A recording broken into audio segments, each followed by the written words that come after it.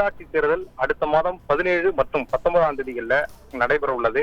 இந்த தேர்தல் நடைபெறுவதை ஒட்டி எந்த விதமான சட்டம் ஒழுங்கு பிரச்சனைகள் ஏற்பட்டுவிடக்கூடாது என்பதற்காக காவல்துறையினர் தற்போதிலிருந்தே முழுவீச்சில் பாதுகாப்பு ஏற்பாடுகளை செய்து வருகிறார்கள். இதற்காக டிஜிபி அலுவலகத்துல இதற்காக ஒரு தேர்தல் கட்டுப்பாட்டு அறையும் திறக்கப்பட்டிருக்கிறது.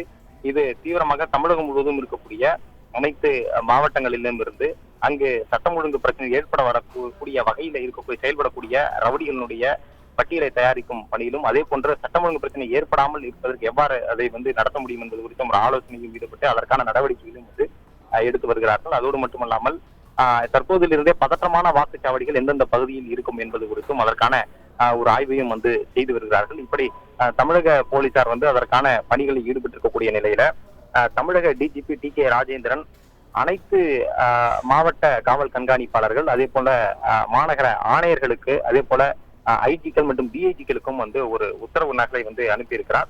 அந்த உத்தரவுல அடுத்த மாதம் 17 மற்றும் 19ஆம் தேதிகள்ல தமிழ்நாடு முழுவதும் இந்த உள்ளாட்சி தேர்தல் நடைபெறுவதையொட்டி அந்த பாதுகாப்பு அலுவலர்களுக்கு காவலர்கள் பற்றாக்குறை உள்ளதால் தேர்தல் முடிந்து வாக்கு எண்ணிக்கை முடியும் வரை காவல் கண்காணிப்பாளர்கள் மற்றும் காவல் ஆணையர்கள் அவசர விடுப்பை தவிர்த்து அவர்கள் அந்தந்த காவலர்களுக்கு அவசர விடுப்பை தவிர்த்து மற்ற விடுமுறைகளை வழங்க வேண்டாம் என்று அந்த உத்தரவுல கூறப்பட்டிருக்கிறது. அதோடு மட்டுமல்லாமல் தற்போது அவர்களுக்கு வழங்கப்பட்டிருக்கக்கூடிய விடுப்புகள் அல்லது மருத்துவ விடுப்புகள் போன்றவைகள் இருந்தால் உடனடியாக அவற்றை ரத்து செய்துவிட்டு மிகவும் முடியாமல் மருத்துவ விடுப்பில் இருக்கக்கூடியவர்களுடைய மருத்துவ குழுவினரிடம் உடனடியாக பரிசோதனை செய்து அவர்களை அறிவுறுத்தின் அடிப்படையில உடனடியாக பணிக்கு அவர்களுக்கு வரவழைக்க வேண்டும் என்றும் அந்த உத்தரவில் குறிப்பிடப்பட்டிருக்கிறது. இந்த உத்தரவு அனைத்து மாநகர காவல் ஆணையர்களுக்கும் காவல் கண்காணிப்பாளர்களுக்கும் ஐஜிக்களுக்கும் அந்தந்த மண்டல ஐஜிக்களுக்கும் இது அனுப்பப்பட்டிருக்கிறது. இந்த உத்தரவை அடுத்து இப்ப சென்னை மாநகரை பொறுத்தவரை சென்னை மாநகர காவல் ஆணையர் ஜார்ஜ் அந்தந்த காவல் நிலையங்களுக்கு தொடர்பாக சுற்றறிக்கை அனுப்பியிருக்கிறார்.